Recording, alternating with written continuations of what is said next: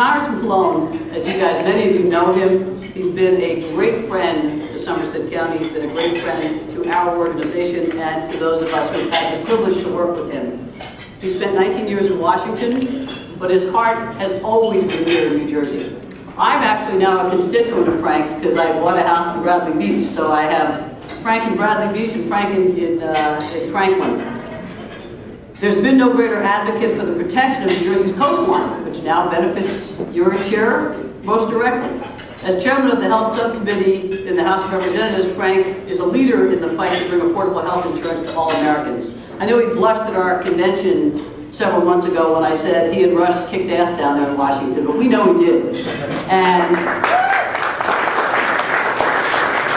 it is now my pleasure, without giving you an opportunity to do anything other than get up here and speak, to introduce to you Congressman Frank Pallone.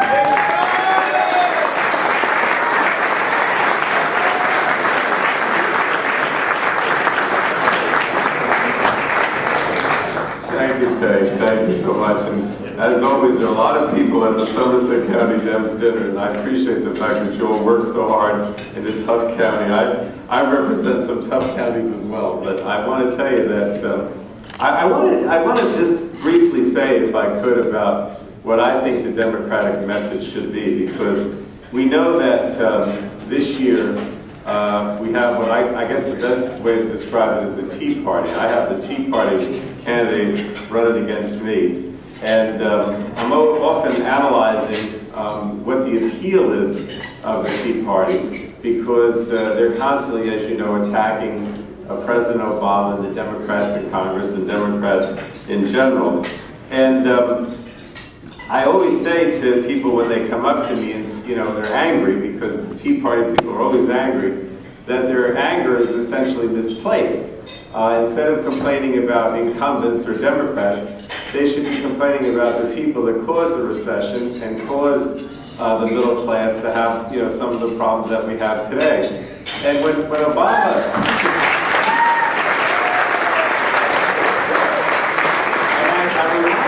When Obama was elected, and when he took office, I should say, we faced the worst recession in anybody's memory. It could easily have become a depression, 1930 style, if you will.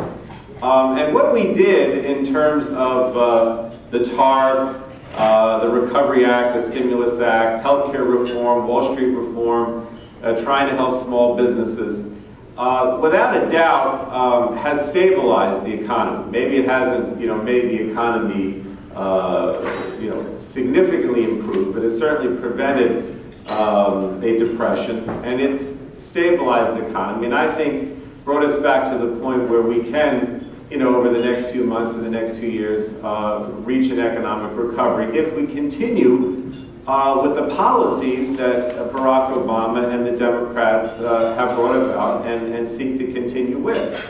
And I believe very strongly in that. If you look at the fact that the TARP, there I mentioned the name, has almost been paid back. In fact, some people say that it actually is going to make money, believe it or not. And that with the Stimulus Act or the Recovery Act, we basically created about 3 million jobs and still have another year to go.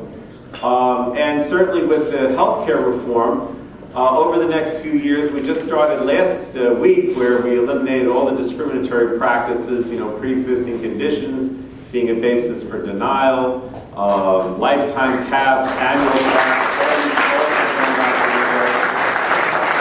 and even in a situation where in the future, over the next few years, premiums will stabilize, people will be able to get insurance so that most Americans will be covered, and it won't become a burden on businesses the way it often is now because of double-digit or 20-30% increases that some people are facing. But beyond that, Democrats have a vision, if you will, about how we can have an America for the future that grows the middle class, that creates jobs here in the United States that are good jobs with good benefits. We call it our Make It in America agenda. And the idea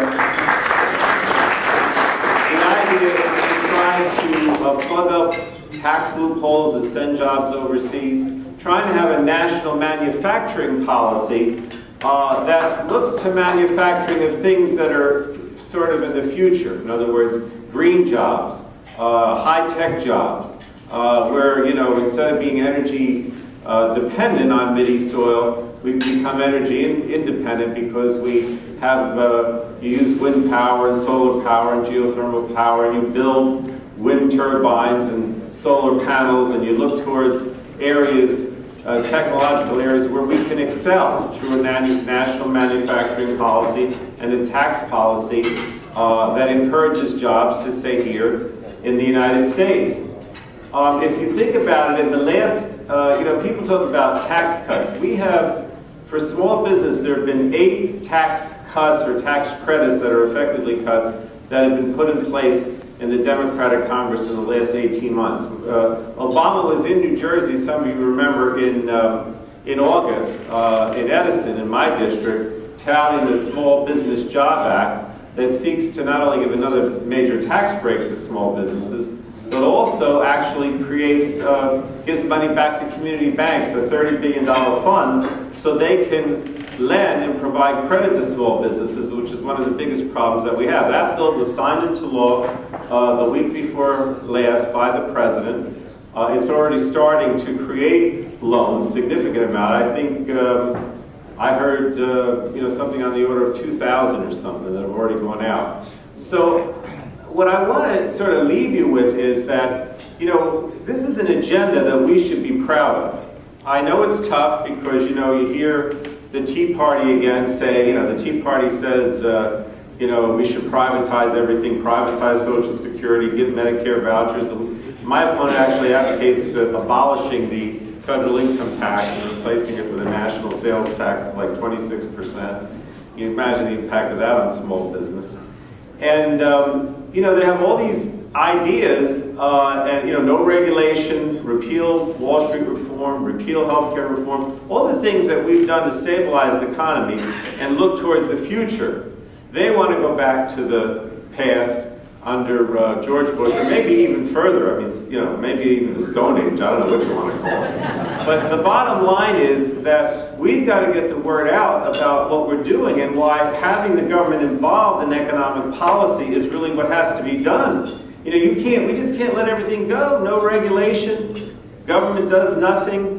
While all these other countries, you know, China, Western Europe, they have their government involved in trying to bring jobs there and creating a national policy that creates jobs. The United States has to do the same thing, and that's where Democrats are going. I don't want to keep talking. I know it's tough. You know, I'm from Monmouth County, and it's a tough county there too. We have a couple of freeholder seats, but they're, you know, up again this year, and it's a tough environment. We all know that. But there's no reason why we can't deliver the message about what we're doing, what we've done in the last 2 years, and what we're going to do in the future to bring America back. Thank you.